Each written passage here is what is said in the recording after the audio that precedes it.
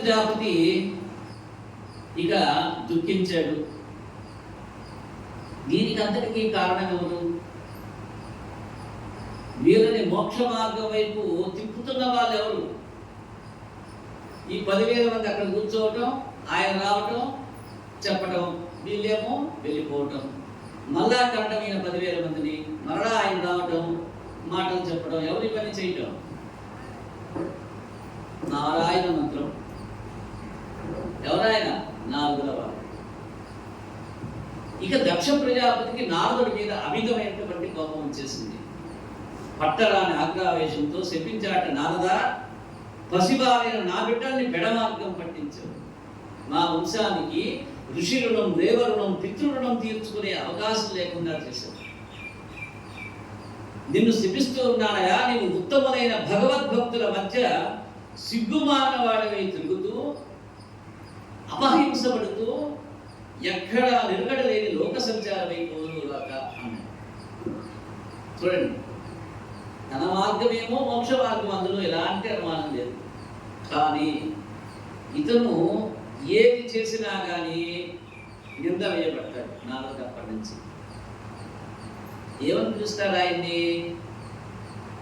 ఎవరైనా తొగులు పెట్టేవాడిని చూసి వాడికి ఈ పేరు పెడతాడు.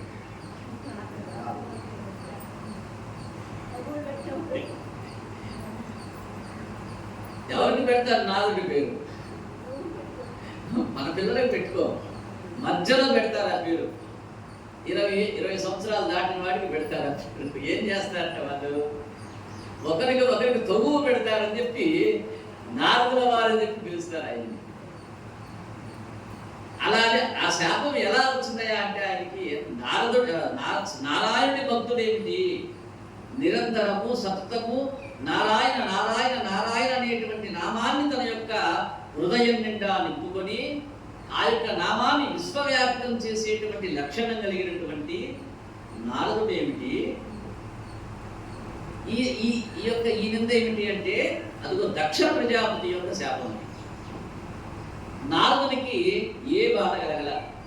ఎందుకని? వీళ్ళెంతమంది శపిస్తే నాకేమి, నేను చేయటం ఏమిటి?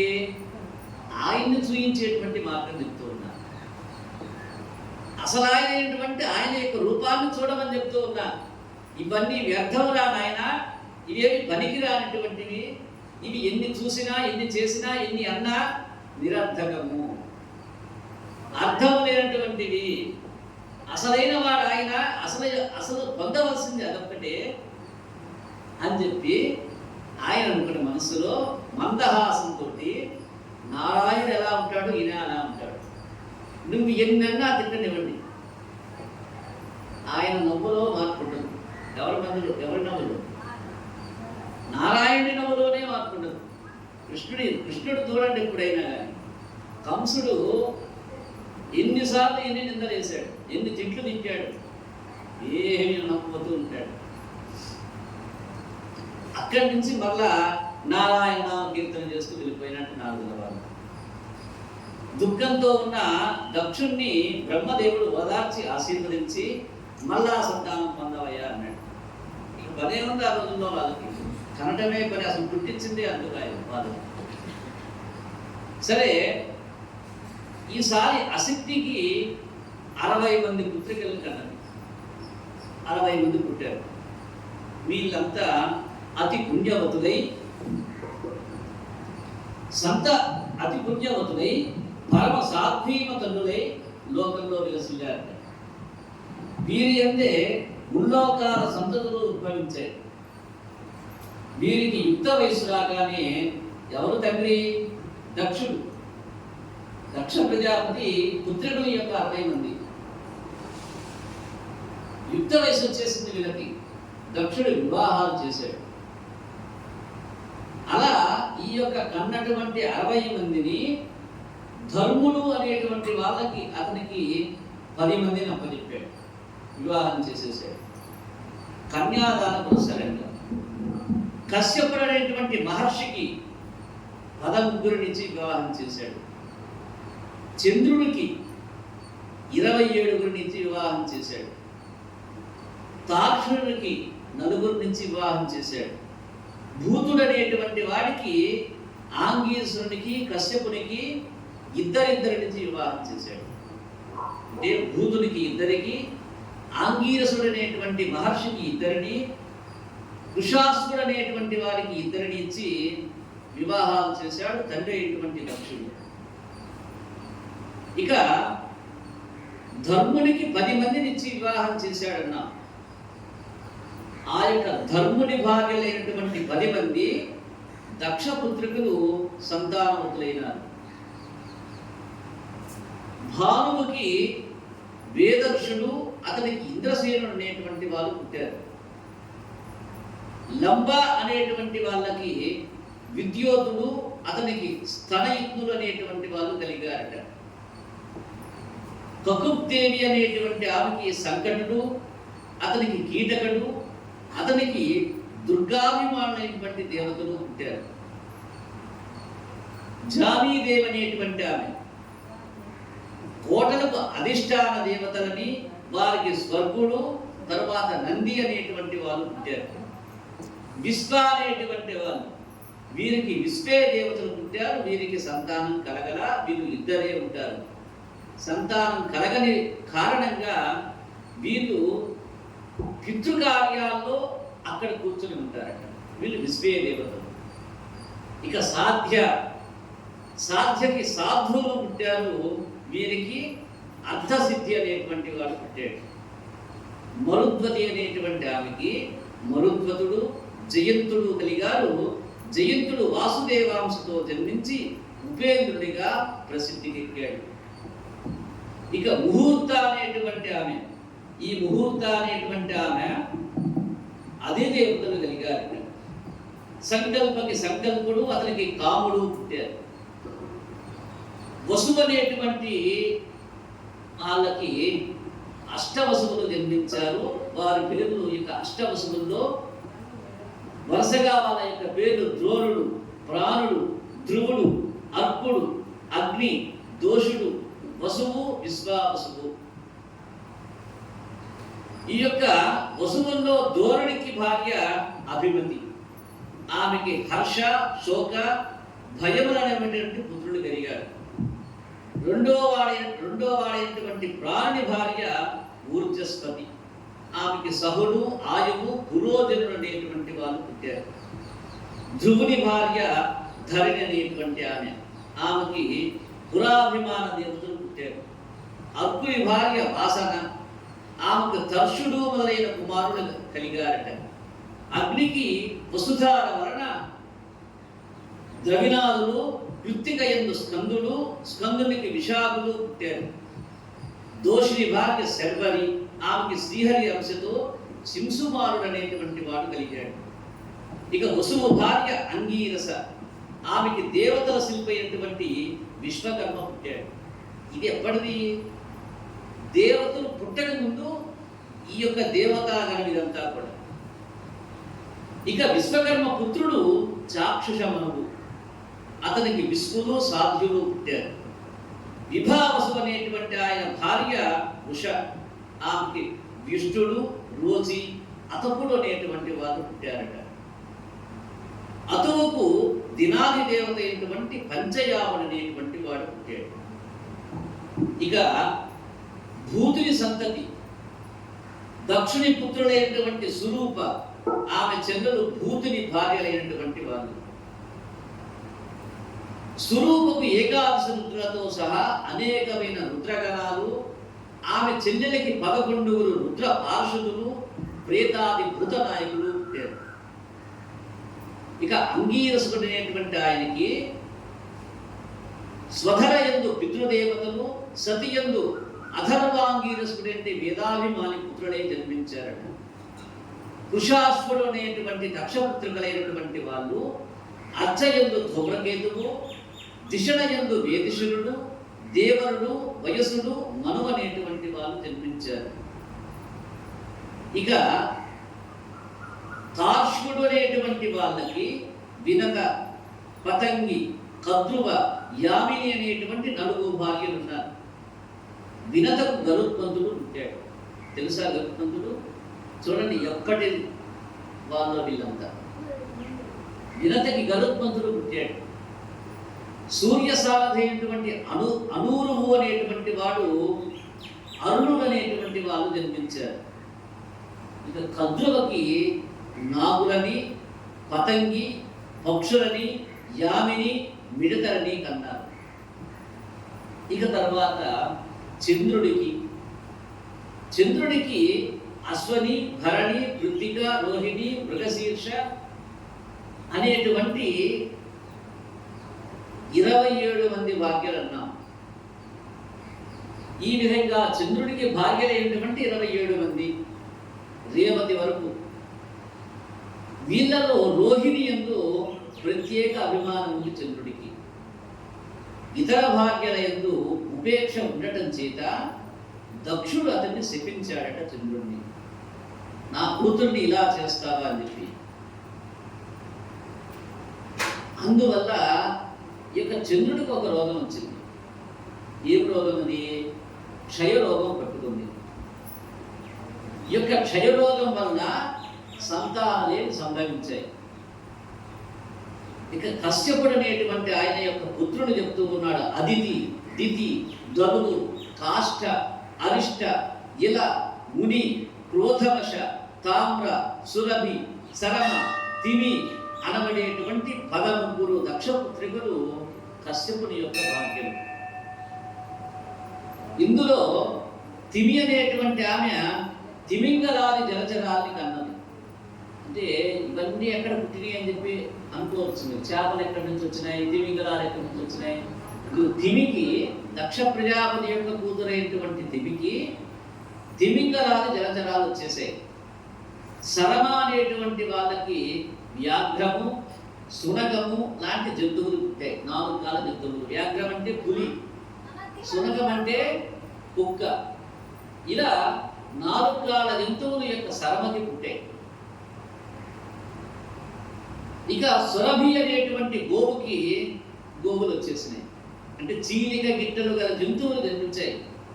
దీనికి సురభి.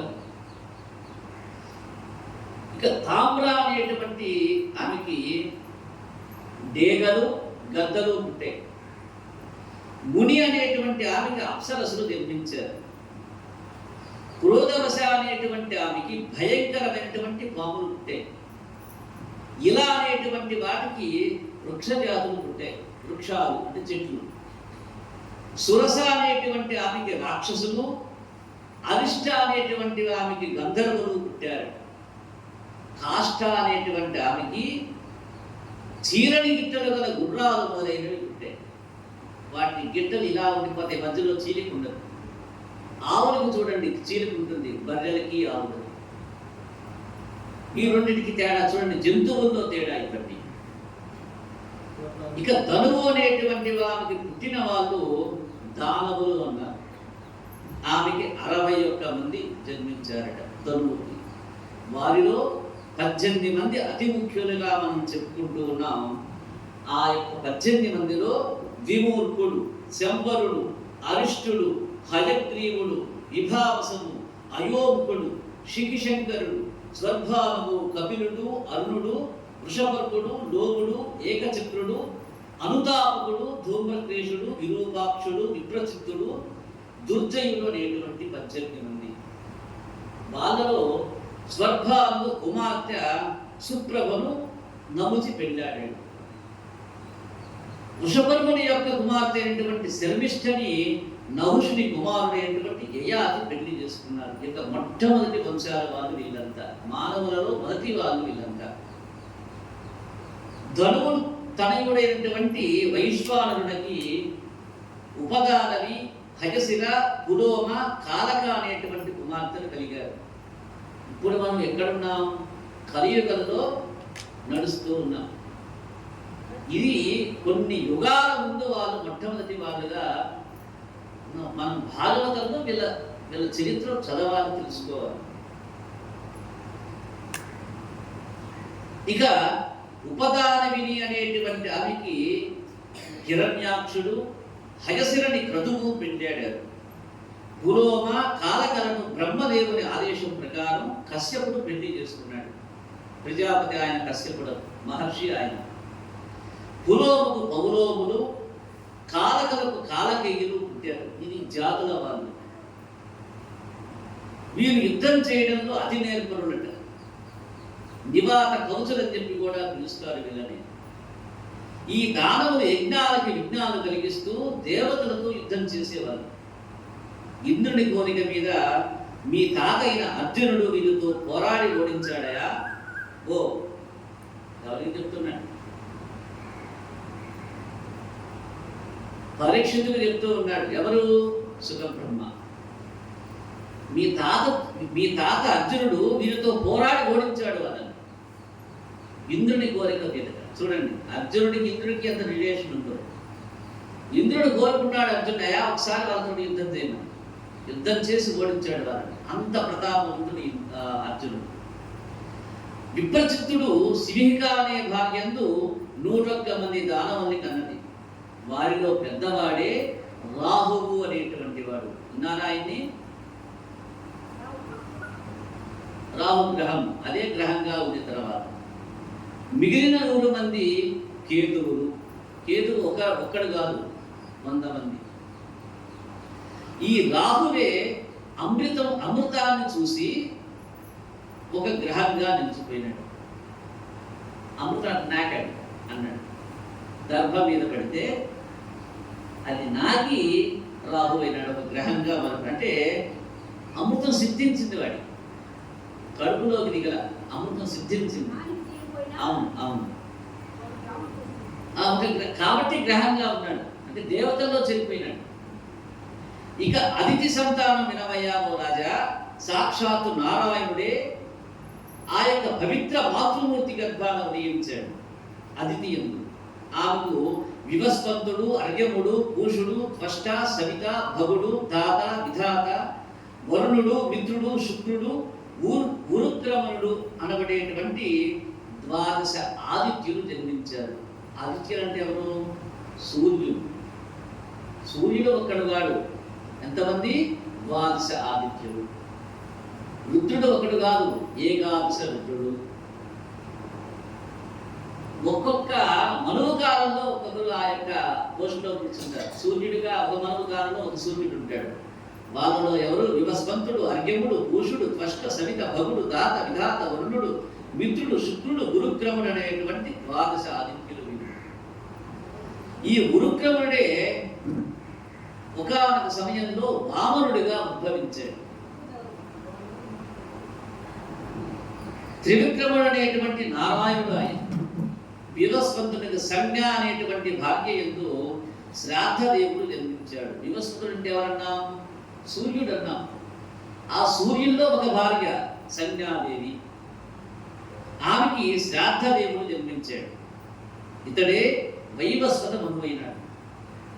సంజ్ఞాదేవికే యముడు, యమి అనేటువంటి కవలలు పుట్టారు. యముడు తెలుసా? ఎవరి బిడ్డ ఆయన? సూర్యుడి బిడ్డ. సూర్యుడి బిడ్డ. యముడు, శని ఇద్దరు కూడా సూర్యుడికి పుత్రుడు. ఇక్కడ సూర్యుడికి సంజ్ఞాదేవికి పుట్టాడు యముడు, యమి అనేటువంటి ఆడామె. ఇద్దరు కవల పిల్లలు. ఆమె గుర్రం రూపం ధరించి అశ్విని దేవతల్ని కన్నారు. ఈ అశ్విని దేవతలు ఈయన బిడ్డలు. వివస్వంతునికి ఛాయాదేవి యందు శనీశ్వరుడు పుట్టాడు. ఛాయాదేవి అంటే సంజ్ఞా ఛాయా సమేత శ్రీ సూర్య భగవాన్. సూర్యుడికి 2 భార్యలు, ఛాయాదేవి, సంజ్ఞాదేవి. సంజ్ఞాదేవికేమో యముడు, యమి పుట్టారు. 2వ భార్య అయినటువంటి ఛాయాదేవికి శనీశ్వరుడు పుట్టాడు. ఇక సావర్ణి అనేటువంటి మనువు తపతి అనేటువంటి పుత్రుడిని కన్నది. ఈ తపతిని సంవరుడు అనేటువంటి వాడు పెళ్ళాడాడు. ఈ అర్యమునకు మాతృక యందు కర్మానుష్ఠానములైన చర్షణులు అనేటువంటి వాళ్ళు కలిగారు. పూషుడికి సంతతి లేదు. త్వష్ట దైత్యుల చెల్లెలైనటువంటి రచనని పెళ్లి చేసుకొని మహాబలశాలి బుద్ధిమంతుడైనటువంటి విశ్వరూపుణ్ణి కన్నాడు. ఆ యొక్క విశ్వరూపుడే ఇందాక మనం చెప్పుకున్నాం. ఎవరు? బృహస్పతి స్థానంలో కొన్నాళ్ళు ఉంచారు. గురువు స్థానంలో కొన్నాళ్ళు ఈ యొక్క దేవతలు ఆ యొక్క విశ్వరూపుణ్ణి పెట్టుకున్నారు. ఈ విధంగా ఇది ఈ యొక్క ప్రజాపతుల యొక్క సంతానంగా మనం చెప్పుకుంటూ ఉన్నాం. ఇక అతిథి పుత్రుడైనటువంటి వివస్వంతుడు, అర్యముడు, పూషుడు, త్వష్టల గురించి చెప్పేశాం ఇందాక. ఇప్పుడు మిగిలిన 8 మంది గురించి చెప్తాను వినవయ్యా ఓ పరీక్షిత్ అంటూ సుఖబ్రహ్మ చెప్తూ ఉన్నాడు. అదితి కశ్యపులకు పుట్టిన ద్వాదశాదిత్యులలో 5వ వాడు సవిత అనేటువంటి వాడు. అతని భార్య పురుష్ణి అనేటువంటి ఆమె. వారికి సావిత్రి, వ్యాహృతి, త్రయి అనేటువంటి 3 పుత్రికలు కలిగారు. అగ్నిహోత్రము, పశుయాగము, సోమయాగము, పంచ మనోయజ్ఞాలనేటువంటి కుమారుడు జన్మించారు. 6వ ఆదిత్యుడైనటువంటి భగుని భార్య సిద్ధిక.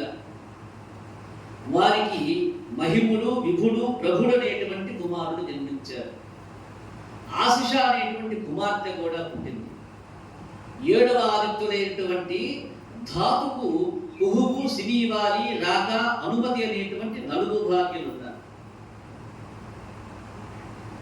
వారికి వరుస క్రమంలో సాయంకాలము, ధర్ముడు, ప్రాతకాలము, పూర్ణిమాఖ్యుడు అనేటువంటి కుమారుడు కలిగారు. 8వ ఆదిత్యుడైనటువంటి విధాతకి క్రియ అనేటువంటి భార్య యందు పురీష్యాదుడైనటువంటి అన్నులు పుట్టారు. 9వ ఆదిత్యుడైనటువంటి వరుణకు చర్షిని యందు బ్రహ్మపుత్రుడైనటువంటి భృగువు, వల్మీక సంభవుడైనటువంటి వాల్మీకి కలిగారు. ఇక ఈ వరుణునికి 10వ ఆదిత్యుడైనటువంటి మిత్రునికి ఊర్వశిని చూడగానే ఒకనొక సమయంలో వీర్యస్ఖలనం కాగా దాన్ని ఒక కలశంలో ఉంచగా ఆ కలశం నుండి కుంభ సంభవుడిగా అగస్త్యుడైనటువంటి మహర్షి పుట్టాడు, అగస్త్య మహర్షి. తర్వాత ఇంకో మహర్షి అయినటువంటి వశిష్ఠుడు పుట్టాడు. చూడండి, అగస్త్య వశిష్ఠుడు వీళ్ళిద్దరు కుంభ సంభవుడు. గర్భం దాల్చల వీర్యస్థలనం అయితే ఒక కలశంలో ఉంచితే ఆ యొక్క కలశంలోంచి వచ్చారు యొక్క అగస్త్యుడు, వశిష్ఠుల వారు. మిత్రునికి రేవతి యందు ఉత్సర్గుడు, అరిష్టుడు, పిప్పలుడు కలిగారు. ఏకాదశాదిత్యులైనటువంటి ఇంద్రునికి శచీదేవి యందు జయంతుడు, ఋషభుడు, విదుషుడు అనేటువంటి పుత్రుడు కలిగారు. ద్వాదశాదిత్యుడు వామనుడు, అతడు త్రివిక్రముడు, ఉపేంద్రుడు అని చెప్పి కూడా ప్రసిద్ధికెక్కారు. అతనికి కీర్తి యందు బృహత్ శ్లోకుడు, అతనికి సౌభగుడు మొదలైన పుత్రుడు జన్మించారు.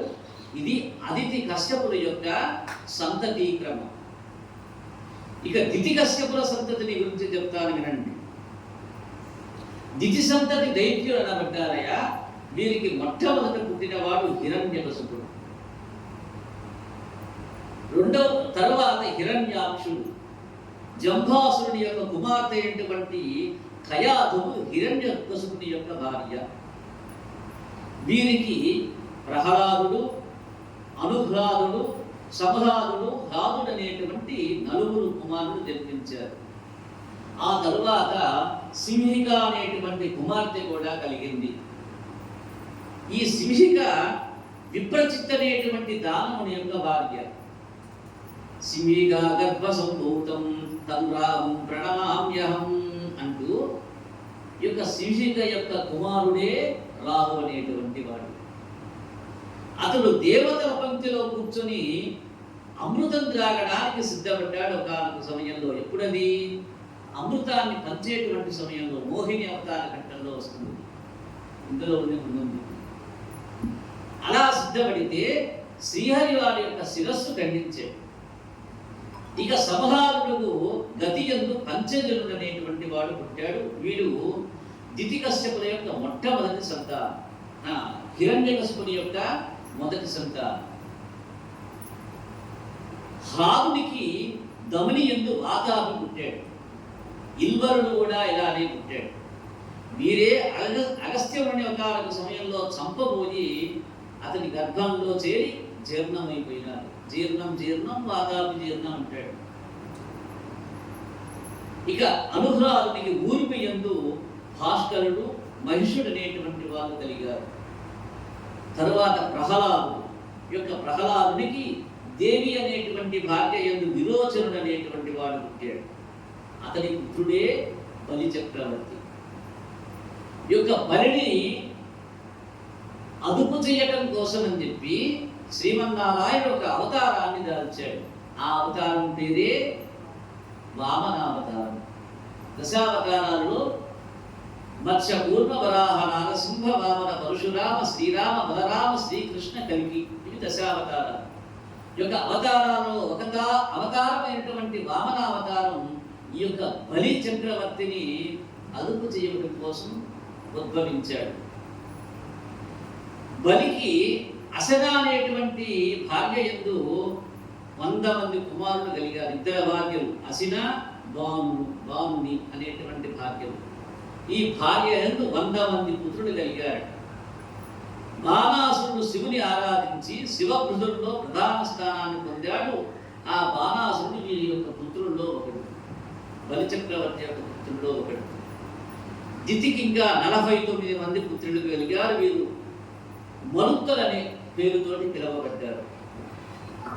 వీరికి సంతానం లేదు. వీళ్ళకి ఈ యొక్క మరుత్తలు వీరు ఇంద్ర సమానులైనటువంటి వారు, ఇంద్రునితో సమానుల యొక్క మరుత్తులు. ఇది ఎలా సంభవించిందయా అని చెప్పి ప్రశ్నించాడు పరీక్షిత్తు శ్రీసుకుణ్ణి. అంటే చూడండి ఎంత శ్రద్ధగా వింటున్నాను. మీకెవరైనా అనుమానం వచ్చిందా? రాదు. ఇది ఎలా సంభవమయ్యా అంటే నేను వింటున్నాను శ్రద్ధగా, ఇంకా చెప్పండి అనేటువంటి భావం ప్రకటిస్తూ ఆ యొక్క శుకుణ్ణి నమస్కరించి ప్రశ్నించాడు. ఈ విధంగా చెప్తూ ఉన్నాడు. మరుతుల యొక్క చరిత్ర శ్రీసుకుడు విష్ణుమూర్తి దేవతల పక్షపాతి. ఎందుకని ధర్మ సంస్థాపన జరుగుతూ ఉండాలంటే దేవతలు ఉండాలి, ఋషులు ఉండాలి, యజ్ఞయాగాది క్రతువులు జరుగుతూ ఉండాలి. అప్పుడు క్షామం నుండి బయటపడతాం. భూమి చల్లబడుతూ ఉంటుంది. భూమి ఎంతకాలం చల్లగా ఉంటుందో జీవులు అంత శాంతిని అనుభవిస్తూ ఉంటారు, సుఖాన్ని అనుభవిస్తూ ఉంటారు. కాబట్టి దేవతల పక్షపాతి శ్రీ మహావిష్ణువు ఇంద్రుడి శత్రువులను ఆయన ఏదో విధంగా హతమారుస్తూ ఉంటాడు. అలాగే తన సవతి తల్లి అయినటువంటి బిడ్డలైన హిరణ్యాక్ష హిరణ్యకశిపులని విష్ణు మాయ రూపాలు ధరించి చంపివేసేసాడు. ఈ విధంగా రేయింబవళ్ళు తలపోస్తూ దితి ఇంద్రుడిపై ద్వేషము పగను పెంచుకున్నది. ఇంద్రుడు బ్రాహ్మణ హంత, అంతే కదా, చాలాసార్లు బ్రాహ్మణుల్ని సంహరించాడు ఇంద్రుడు. తన పదవిని బదలపరుచుకోవడానికి సోదరుని కూడా అంతం చేసి పాపాత్ముడు ఇంద్రుడు. ఆయన ఇంద్రియ లోరుడు. ఇంద్రుడు అంటే ఏమిటి? ఇంద్రియ లోరుడు అంటే ఇంద్రియాలకి లోబడిపోయినాడు. అర్థం ఏమిటి దానికి? వాడు కుర్చీని అడ్డు పెట్టుకుని ఉండాలి, దీనికోసం ఏదైనా చేస్తాడు. ఇతడు బ్రతికి ఉండరాని వాడు. వీడిని చంపగల పుత్రుడు నాకు కావాలి. ఎవరనుకుంది? దితి అనుకుంది. అలా అనుకుని దితి తన యొక్క భర్త అయినటువంటి కశ్యపుని ఇంకా ఎక్కువ శ్రద్ధ భక్తులతో సేవిస్తూ ఉంది. అంటే భర్తని ఎంత ఎక్కువగా సేవిస్తే అంత ఎక్కువ కోరిక తీరుతుంది వారికి. కశ్యపుడు మిక్కిలి సంతృప్తి అయ్యి వరాన్ని కోరుకోమన్నాట ఒక సమయంలో.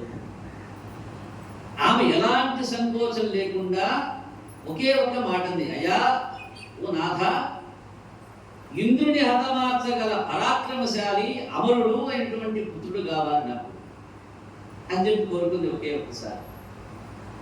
కశ్యపుడు ఒక్కసారి ఆశ్చర్యపోయినాడు, భయపడ్డాడు. దేవుడికి ఇంతటి కోరిక కోరింది. ఈ కఠినాత్మురాలు ఇంతటి క్రూరమైన కోరింది ఏమిటి నన్ను అనుకొని తల్లడిల్లిపోయినాడు. ఎందుకని? అంతటి క్రూరుడు వస్తే వాడేం చేస్తాడో ఆయన తెలుసు. ఏం చేస్తారు? మొట్టమొదట కఠినాత్ములకు, దుష్టులకు, ధూర్తులకు శత్రువులు ఎవరయ్యా అంటే మొట్టమొదట భగవంతుడు శత్రువు. ఆ తర్వాత బ్రాహ్మణుడు శత్రువు అవుతాడు. ఆ తర్వాత గోవు శత్రువు అవుతుంది. ఆ తర్వాత మిగతా వాళ్ళు. ఎందుకంటే మిగతా వాళ్ళు ఖచ్చితంగా ఉండలేరు. ఎవరితోటి అవసరమైతే అటు వెళ్ళిపోతారు.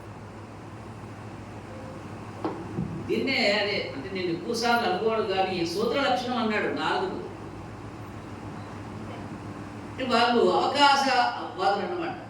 ఎవరితో అవసరం ఉంటే అటువైపు వెళ్ళిపోతుంటారు, ఎప్పుడు ఏది కావాలో అటువైపు ఉంచేస్తారు.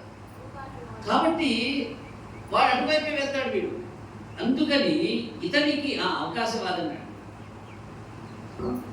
అప్పుడు శత్రువులు కాదు, ఖచ్చితంగా ఉండేవాడు ఖచ్చితంగా ఒకే రకంగా ఉంటాడు, అందరికీ శత్రువు అయిపోతాడు. కాబట్టి ఇప్పుడు కశ్యపుని యొక్క బాధ ఏమిటి? వీడు మొట్టమొదట నాకు పుట్టబోయే బిడ్డ ఎవరిని కొట్టాలంటాడు? ఆయన్నే కొట్టాలంటాడు, మహావిష్ణువుని కొట్టాలంటాడు. కాబట్టి భయపడిపోయాడు. ఆ తర్వాత బ్రాహ్మణుల జోలికి వెళ్తాడు.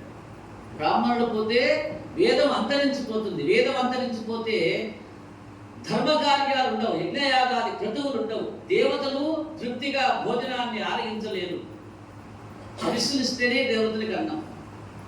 కాబట్టి తల్లడిల్లిపోయి స్త్రీ వ్యామోహంలో పడిపోయి ఆలోచించకుండా వరమిస్తానని చెప్పి మాట ఇచ్చినందుకు చింతించి ఏదో కోరుకో, ఏది కావాలంటే అది కోరుకో అన్నాడు. కోరింది, తప్పుతుందా ఇప్పుడు? అందుకని చింతించాడు. మార్గాంతరాన్ని ఆలోచించి, ఓ సుందరి, నీ కోరిక సామాన్యమైనది కాదే, అది తీరడానికి పుంసవం అనేటువంటి క్రతువు ఉన్నది. పుంసవనము తెలుసు మీకు, విన్నారా? ఎవరు విన్నారు? ఈ పుంసవం అనేటువంటి ప్రక్రియ జరిగేటువంటి జాతి ఒకే ఒక జాతి ఉంది. ఎవరు వాళ్ళు? పుంసవం అనేటువంటి ఒక సంస్కారం ఉంది. ఈ సంస్కారం అష్టాదశ సంస్కారాలు కలిగినటువంటి వాళ్ళ దగ్గరే జరుగుతుంది. ఎవరికి ఉన్నాయి అష్టాదశ సంస్కారాలు? వైఘానసులు అనేటువంటి వాళ్ళకి మాత్రమే అష్టాదశ సంస్కారాలు ఉన్నాయి. వేపనాయన అంటాడు, వేపనాయన కాదు ఈయన, వైఘానసుడు. మామూలు బ్రాహ్మణులకి 16 కర్మలే ఉన్నాయి, కానీ ఒక్క వైఘానసుడికి మాత్రమే 18 కర్మలు ఉన్నాయి. ఆ యొక్క 18 కర్మల్లో ఇక పుంసవనము ఒకటి. అది మా అబ్బాయికి పెళ్ళి అయితే కానీ మీకు అర్థం కాదు. ఇదేమిటి, ఈ ఫంక్షన్ ఏమిటని చెప్పి మీరు చెప్పుకుంటే ఈ పేరు పుంసవనం అన్నమాట. ఇది వీళ్ళలోనే జరుగుతుందట అని అప్పుడు చెప్పుకుంటారు. ముందుగా మీకు తెలియజేస్తూ ఉన్నా.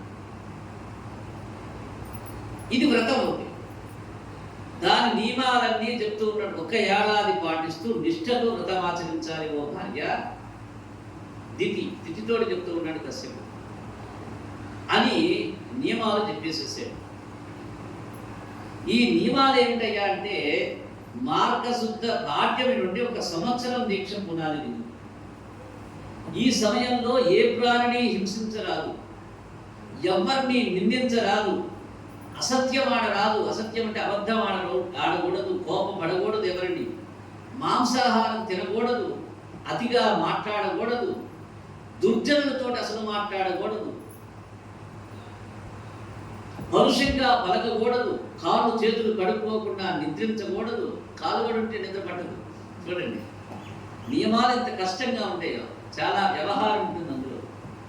కాళ్ళు చేతులు కడుక్కున్న తర్వాత నిద్ర పట్టదు వెంటనే. ఎప్పుడు శుభ్రతగా ఉండాలి. అంటే మూత్రానికి వెళ్ళినా స్నానం చేయాలి, బయటికి వెళ్ళినా స్నానం చేయాలి. సంధ్య వేళల్లో నిద్రించకూడదు, దిగంబరంగా నిద్రించకూడదు, మనస్సులో నివేదమైనటువంటి మరణము ఉండకూడదు. ప్రాతకాలంలో లక్ష్మీనారాయణుల్ని ఆరాధించాలి. 2 ప్రాతకాలాలు, సాయం సంధ్య 2. ముత్తైదువుల్ని పూజిస్తూ ఉండాలి. భర్తని దైవంగా భావించి భక్తి శ్రద్ధలతో పూజించాలయా. కోరినటువంటి పుత్రుడు గర్భంలో ఉన్నట్టు సదా భావన చేస్తూ ఉండాలి. అంటే నా కోరిక తీర్చే బిడ్డ నా కడుపులో ఉన్నాడని చెప్పి అనుకుంటూ ఉండాలి. ఈ విధంగా 12 నెలలు పొరపాటు జరగకుండా జాగ్రత్త పడుతూ వ్రతమాచరించి చివరికి యథావిధిగా ఉద్యాపన చెయ్యాలి అని చెప్పి కశ్యపుడు నియమాలన్నీ ఎక్కడో పెట్టాడు తన యొక్క భార్య అయినటువంటి తిథితోటి. సరే, ఆమె గర్భవతి అయింది. గర్భవతి అయితే ఏం జరుగుతుంది? ఇంద్రుడిని చంపే బిడ్డ వస్తాడు. కదా. ఈ విషయం ఇంద్రుడికి తెలిసిపోయింది. వాడు అక్కడ ఊరికి ఒకరిని పెడతాడు. ఎక్కడ ఎవరు యజ్ఞాలు చేస్తూ ఉన్నారా, ఎక్కడ ఎవరు యాగాలు చేస్తూ ఉన్నారా, ఏ మంచి కార్యాలు ఎక్కడ జరుగుతున్నాయా చూడమని చెప్తాడు వాడు.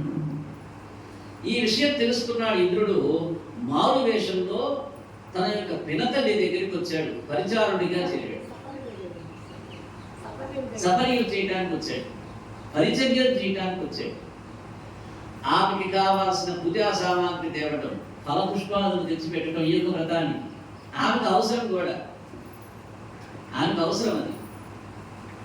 కాబట్టి ఈ యొక్క పరిచర్యలు చేస్తూ అన్ని రకాలుగా పిండికి సహకరిస్తూ ఉన్నాడు. తానెవరో తెలియకుండా జాగ్రత్త పడుతూ ఉన్నాడు.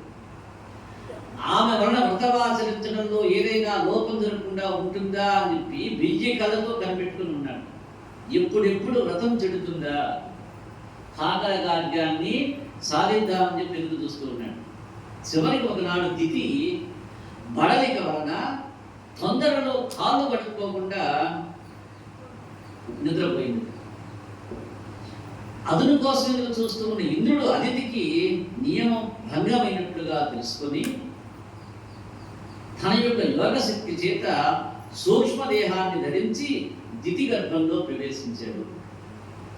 దేదీప్యమానుడై విరిగిపోతూ ఉన్న గర్భస్థ బాలుని చూశాడు. లోపల తన యొక్క వజ్రాయుధంతో ఆ యొక్క బాలుని ఖండఖండాలుగా చేసేటువంటి సమయానికి వాడికి అర్థమైపోయింది లోపల ఉన్నటువంటి వాడు.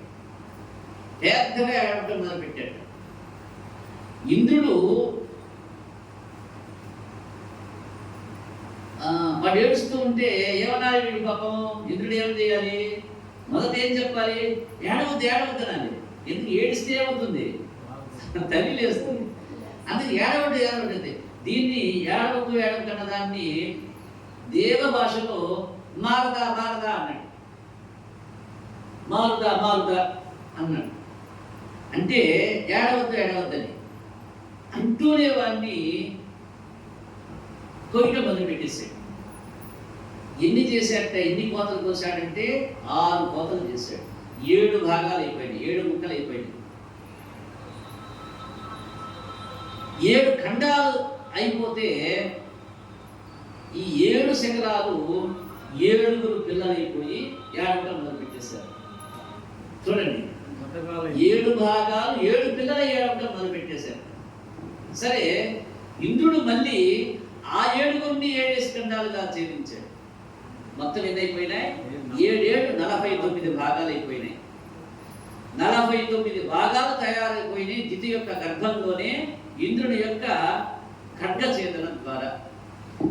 దితి చేసిన 12 నెలల ఉపాసన ఫలితంగా లక్ష్మీనారాయణ యొక్క అనుగ్రహం చేత జన్మించవటం చేత వారు వజ్రాయుధం చేత కూడా చావల.